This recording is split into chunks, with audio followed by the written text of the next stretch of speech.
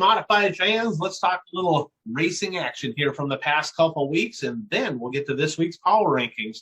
Let's start up at the River City Speedway, Grand Forks, North Dakota, where a couple weeks back they had the John Seitz Memorial. The one TPO, Tyler Peterson, parked it in Victory Lane. Both nights, much needed for a very, very hot national title run right now. A great battle with him and Shane Sobraski. Side note, Mike Stearns, he got second both nights up there, which keeps him in the conversation for a top 5. He's on the outside looking in. KRA Speedway down in Wilmer. A couple Thursdays ago, the Ironman Shane Sobraski cruised to an easy win down there in Wilmer, which was much needed to keep him in the hunt right there with the one TPO. We'll talk about that more in just a little bit.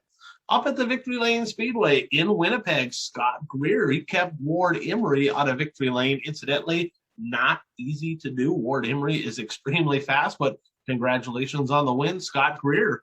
And then the Jimtown Showdown down at the Eagle Valley Speedway in Jim Falls, Wisconsin, a red-hot Shane Halapka, his 4th straight win, and he's really kind of put together the last few weeks. He's been really good. Could he be a guy to keep an eye on at the Punky Manor Challenge of Champions? Ashley Anderson's got to be the favorite, but Halapka has been really good as of late. The Gondikla Speedway, interesting show up at the Northern Nationals in Superior, Wisconsin. So night 1, Johnny Broking, an amazing race, holding off Ashley Anderson, who's been almost unbeatable all year long. Super slippery finesse. They were both just rotating and tiptoeing around the Gondikla Speedway. Johnny Broking put it in Victory Lane. I'm going to call him the winner. No offense, Ashley Anderson. Okay, I'm going to call Johnny Broking the winner. It is what it is. But I guess a rule's a rule. Quarter-inch deal on the cross member. Kane got nabbed for it earlier this year. Turns out it didn't really affect him. Johnny Broking got nabbed for it here. I guess a rule's a rule. So tough break for Johnny Broking. They DQ'd him in that deal.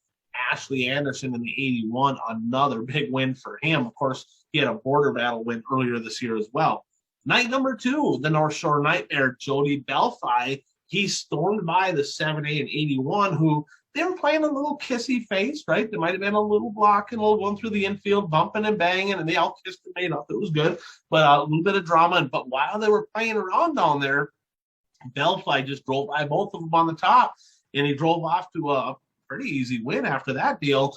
And then in the closing laps, 81, Ashley Anderson somehow got into it with a lap car. Lap car got turned around. They called it on Anderson, and then they did not go green-white checkered, which was interesting. I mean, maybe a weather deal or a time limit deal. I don't know if it would have mattered. So Jody Belfi, the winner, little bit of drama there too, some deck height stuff. I'm sure you guys heard all about it, but a win is a win is a win. It didn't affect either one of them. In my eyes, Johnny Broking won night 1, Jody Belfi won night 2, but as it turns out, Ashley Anderson won night 1, and Jody Belfi won night 2. But needless to say, super slippery. And one thing, I'll give a tip of the cap to the Gondikla Speedway, because usually when a track's that dry, and it was dry, I'm talking slippery, usually it locks down and rubbers up, and it didn't take rubber till the very end of the last night, and then the rain kind of washed it away. So really, it was pretty good racing, and Belfi gives me some crap because I tell him I like watching sticky stuff, but that's just my cup of tea as far as watching goes. But it was good racing up there in Superior. So Lake of the Woods Speedway up in Kenora, Ontario, Rick Delane, he got his first of the year up there north of the border. And then the Madison Speedway, Sobraski outdoes Tyler Peterson. He went down there on Sunday and set the stage for what's going to be an epic battle between these two, super close in the national points. Now, this week was 100 week. We'll start with the legendary 100 over at the Cedar Lake Speedway. Of course, they had prelims, night 1, night 2, a pair of features each night. Then the finale, night number 1, the prelims, Ashley Anderson and E.J. Diemel. That would put Ashley Anderson inside of row number 1 on Saturday. E.J. Diemel inside of row number 2, unless he decided to race on day 2, which he did. And the day 2 winners, A.J. Diemel and Jake Tim. Now, the finale, you put Ashley Anderson on the front row with A.J. Diemel, you're like, well, there's first and second, and it was not. It was interesting. Dan Bargender, unbelievable race at the end of this one, another slippery one. him and Daryl Nelson had an epic battle in the last 5-6 laps. Nelson chucking sliders, Bargander fending him off and crossing him over, including in 3 and 4 on the last turn. Nelson threw a slider and he chucked underneath them and raced him back to the line. Biggest win of his career. Bargander's look really good all year long, continues to improve, and that's another guy. Keep an eye on him over at the Punky Manor. He's getting faster and faster in that 10 ride, and he looked pretty good up in Hibbing too. And a little side note, Jake Tim, I think he might have had a little something for these guys as well, and it looked like he broke his fan blades off, so a DNF for him. So let's talk about the Wissota 100 over at the I-94 Sure Step Speedway in Fergus Falls, Minnesota. 3 prelim nights, and then the finale, they had the Race of Champions. Night number 1, the slider of the week, the 1 TPO, Tyler Peterson, threw a death slide on the 60 of Dan Ebert in the closing laps, and actually Sobraski slid by 2, but Tyler Peterson, a big win on night number 1 in a heavily contested point battle. Night number 2, the Iceman, Jimmy Mars. He joined the party. He did not race on the first night, and he raced on the second night, would put him outside of row number 1 for the big show. And on night number 3, remember, just because he got locked in didn't mean he had to take it. The 1 TPO, and of course Shane Sobraski in a very contested point battle. Sobraski, interestingly enough, did not race on Friday. We shall see. Will that come back to bite him? We'll find out here in the next couple weeks, right? But the 1 TPO says, I got to race. I'm racing for points. I got to race. And he cruised to a pretty easy win. He was hustling up on the high side, and he won 2 of the 3 qualifiers. Huge point deal for Tyler Peterson. The Race of Champions, that went back to northern Minnesota. Bob Broking in the 45 looked really good. Kind of a unique line, kind of rolling through the middle, kind of a pat door line, finding some traction coming off the high side. Congratulations, Bob Broking, on winning the actual Race of Champions at the 100. And then the finale, probably the best race of the weekend as far as a spectator's point of view. Some people have different opinions. That's okay. We're all entitled to our own, right? But the problem is most people didn't get to see it because I think it got done at like 2 a.m. That discussion's for another time. But Dan Ebert was on the front row. Dan Ebert, Tyler Peterson, Jimmy Mars, your front row. They farmed the track. Probably didn't need it. Hindsight is 2020. Ebert knew it was slimy on the bottom, fired early, docked him. They put him back a whole row, and it was greasy, so I knew what he was doing. He kind of had to do it, but it didn't faze him. He drove back up to the lead.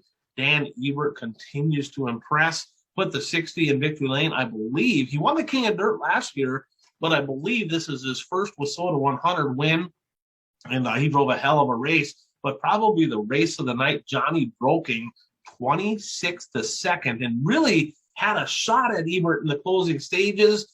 Just brought it in a little bit hot, got a little sideways. He had it in full kill mode, trying to chase him down, and he just lost a little ground there, got second. But that was impressive. But racing all over the track, a lot of sliders, probably a few hurt feelings along the way, but it was entertaining nonetheless. So 8 possible point shows left for the Wissota Mods. Tyler Peterson, a 9-point lead over Shane Sobraski. It is extremely close, okay?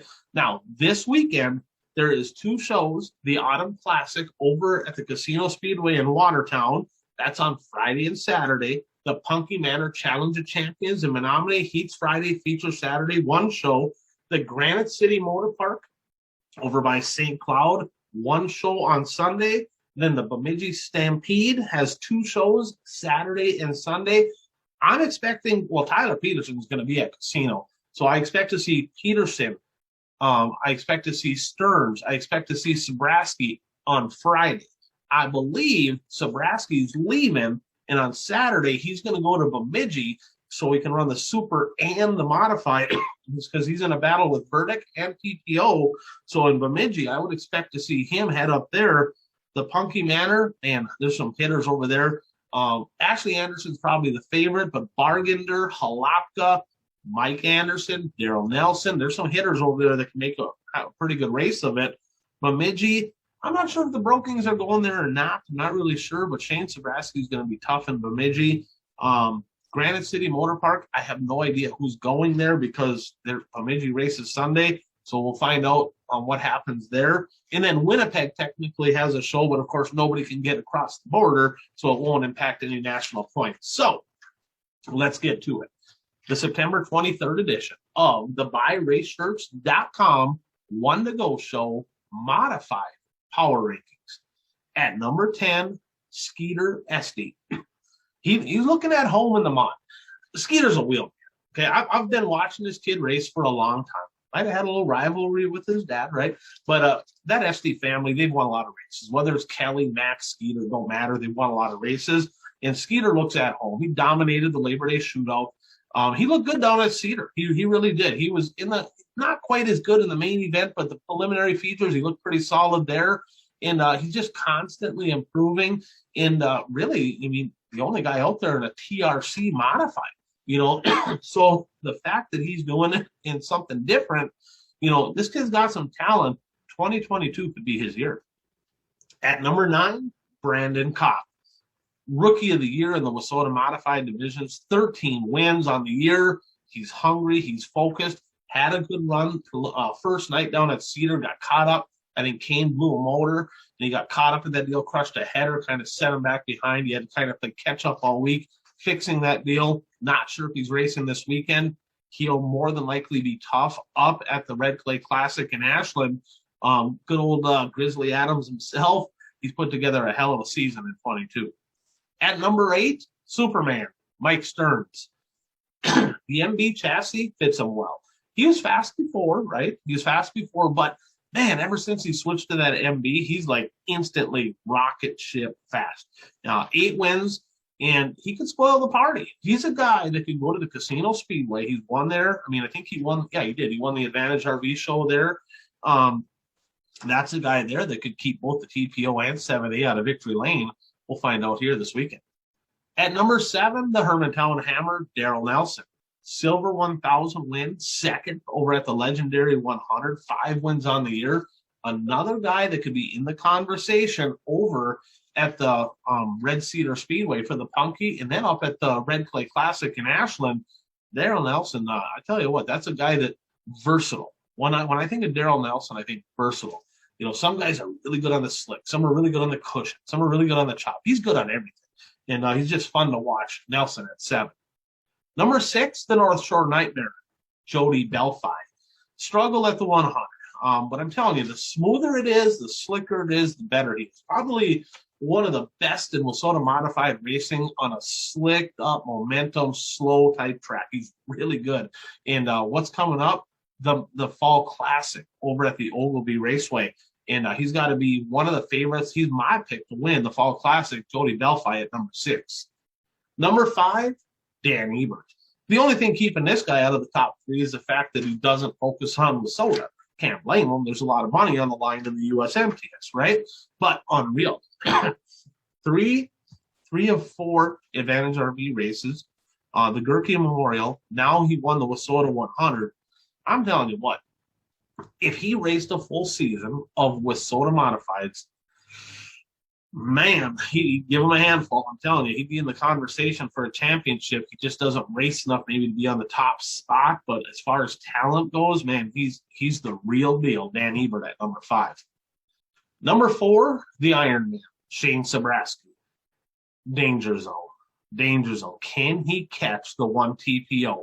This guy is always in the top 3. We talked about it all year. It doesn't even, a lot of times, didn't even look fast. Didn't look very good in the primary. I think he had a flat. He might have got a flat in the primary feature in the finale at Cedar.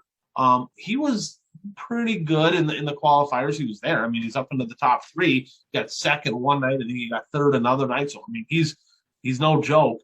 But I'm telling you, he has to win this weekend. It's a 9-point separation right now, and he has to win this weekend. And he's going to be tough, though. You got Ogilvie coming up, and he's extremely good at Ogilvie. And obviously, he's won up at the ABC Raceway in Ashland. So it'll be interesting to see what happens with Sabraski. We're going to put him at number 4. At number 3, Johnny Broking. He's really put together a solid postseason. He's your Advantage RV Mod Tour champion. He got second one day of the Labor Day shootout. I think he was 4th or something the second day. Started a little further back. Northern Nationals. what we could call it a win. He got DQ'd, just like Kane probably had a win earlier this year, but we'll call it was second when Kane got DQ'd. Same deal. But he really should have won the Northern Nationals. 26th to second over at the Wissota 100. That was impressive, right? And needs some round. This is the guy here. I say that, right? And then Superior was slippery top to bottom. There wasn't an ounce of traction on that, and he really won that night. So typically speaking, he's better when there's just a little food, but that deal in Superior showed that he's versatile and he can get it done on the slick too. And, this is a guy here. We'll see if he goes this week, and I'm trying to talk him into casino. We'll see if we'll let him keep his man card or not. Number 2, Ashley Anderson. It's so close between the top 2. It really is. I probably could put him at 1. I'm going to put him at 2. It is what it is. Ashley Anderson's a stud. Northern Nationals win, 444 Memorial win, second at the Silver 1000, a first and a second at the Border Battle. In Northern Nationals, he won and really should have got second the next night, or for sure third, got into it with a lapper. Third at the Legendary, which he went backwards, which rarely ever happens. And he's my pick to win the Punky Manor. And I'll tell you what, he's no joke. Obviously, he killed him up at the 444 in Ashland for Tanner Byholm. So he's got to be a solid pick for the Red Clay, too. Ashley Anderson, as limited as a schedule he has compared to some of these guys, what a body of work. I mean, 81 has been up front all year, and we're going to put him at number 2. And at number 1, and on fire right now, the 1 TPO, Tyler Peterson, scorching hot when it's needed most. He literally a month ago, I said national points are done. Sobraski's just got too big of a lead. It's over. It's really a battle between Tyler Peterson and Brandon Kopp for second. Okay.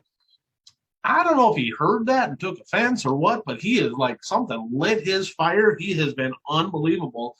2 wins at the 100 and 10 of 11 on the podium in September. And we're talking, doubled up at the sites, right? And then, you look at all these shows. This is invite season. This is invitational season, and 10 of 11 on the podium.